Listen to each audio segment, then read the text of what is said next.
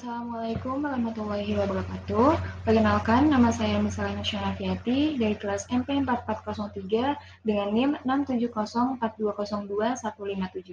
Di sini saya akan mempresentasikan salah satu studi kasus yang saya ambil, yaitu analisis kasus SDM pada PT Ruyung Karya Mandiri.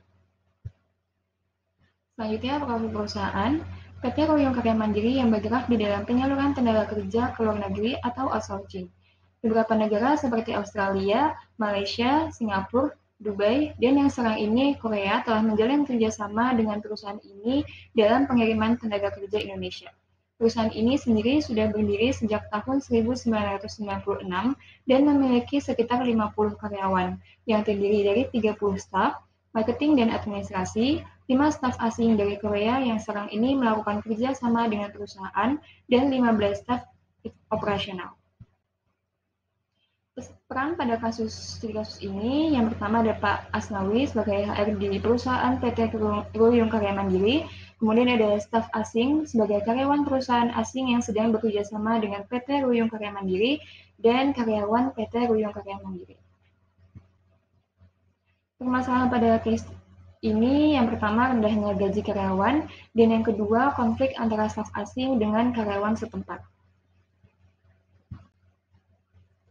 Latar belakang pada perusahaan ini, permasalahan ini semua bersumber dari rendahnya gaji karyawan sehingga membuat karyawan menjadi tidak punya tanggung jawab dan mudah untuk tergoda dengan penawaran kerja di tempat lain yang menawarkan gaji dan tunjangan yang lebih tinggi daripada PT Ruyung Karya Mandiri. Konflik yang sering terjadi antara staf asing yang ditempatkan oleh perusahaan yang menjalin kerjasama dengan PT Ruyung Karya Mandiri dengan karyawan setempat. Beberapa karyawan mengaku bahwa terkadang beberapa budaya yang sering kali mengakibatkan munculnya kesalahpahaman. Pada tahun 2007, PT Ruyung Karya Mandiri menjalin kerjasama dengan salah satu hotel di Dubai dalam mencari waiters, room cleaning service untuk hotel tersebut. Sekitar 3 orang delegasi dari Dubai pun ditugaskan ke Jakarta untuk menyeleksi calon kandidat.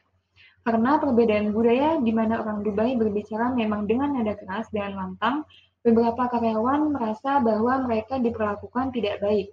Padahal orang Dubai tidak termasuk demikian. Hal tersebut karena kebiasaan menggunakan intonasi yang tinggi. Solusi untuk kasus. Yang pertama, memberikan kebebasan kepada karyawan untuk melibatkan dalam pengambilan keputusan pekerjaan, sehingga ia merasa memiliki wewenang dan tanggung jawab atas pekerjaannya sendiri. Yang kedua, memberikan jaminan kesehatan atau pendidikan untuk yang sudah memiliki anak dapat dilakukan sebagai bentuk fasilitas yang diberikan oleh perusahaan. Yang ketiga, mempersiapkan penataran baik untuk staf asing maupun karyawan perusahaan dengan menjelaskan mengenai perbedaan budaya, karakteristik, pengharapan, dan etika dari masing-masing budaya yang berbeda tersebut, sehingga nantinya dapat meminimalisir konflik yang dapat terjadi dan dapat mencapai tujuan yang ingin diraih kedua belah pihak dan tercapai dengan baik dan optimal. Solusi alternatif yang pertama, dengan mempertahankan karyawan yang sudah ada dan menaikkan upah karyawan sehingga tidak harus melakukan training bagi karyawan baru yang akan memakan waktu serta biaya tambahan. Yang kedua, perusahaan dapat melakukan penataran terlebih dahulu untuk karyawan dan untuk karyawan dari perusahaan asing mengenai perbedaan budaya seperti ras, cara berpikir, dan cara bertingkah laku. Sehingga diharapkan dengan penataran tersebut, kedua belah pihak dapat memahami dan mengerti satu sama lain, serta pencapaian tujuan perusahaan dapat terjalin dengan baik dan optimal. Mungkin itu saja presentasi dari saya. Mohon maaf bila ada kata-kata yang salah. Wassalamualaikum warahmatullahi wabarakatuh.